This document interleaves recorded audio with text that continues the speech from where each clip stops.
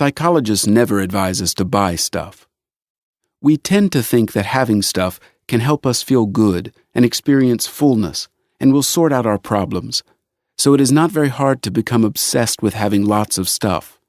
Let's create and invent all sorts of gadgets and trinkets and convince people to buy them. Well, convincing is not even required. If we know that some kind of new stuff exists, it is enough for us to want to get it and use it. That is simply how our mind works. We are curious. We had 90% less things a few hundred years ago, so it is evident that we could manage to live without 90% of the stuff that we have today. Of course, life would be much harder and inconvenient, but when we say that we desperately need something, it really may not be as desperate as we think. Intellect is not needed for owning and accumulating things. Accumulation of stuff can be a purpose in life for the majority of people, and they will be happy to have such a purpose in life because they can't think of anything better.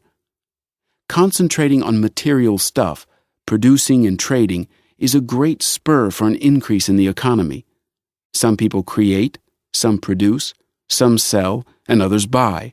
Everybody is happy because they have something to do and feel needed. Yet this market society has advantages and disadvantages. We are working, coming up with various ideas, and improving the quality of our material life.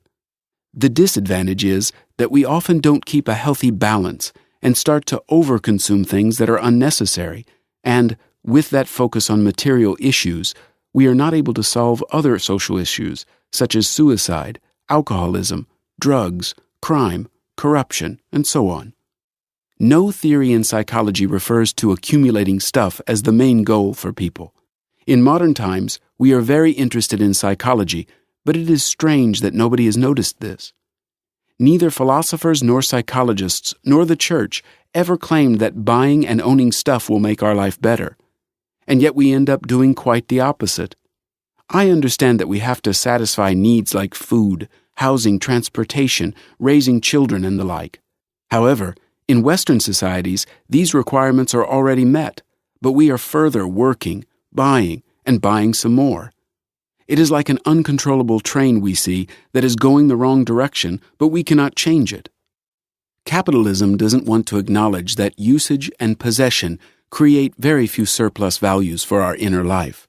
Have you ever heard that any psychologist suggested for people to have more stuff and to earn more money, to work an additional 4 hours per day, and to spend everything and even borrow some money? Yet we behave just like that. Politicians and economists don't listen to psychological research and findings because it is not handy for them. Politicians and economists have nothing to suggest for people besides usage, production, and increasing GDP.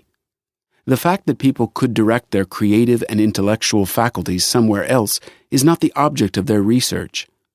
So once again, I want to emphasize that philosophers, psychologists, and the church never said that owning and accumulating stuff will make us better and more happy, but somehow politicians and economists manage to make it our primary goal. So we become richer and have more stuff, but do we become better human beings and feel happier?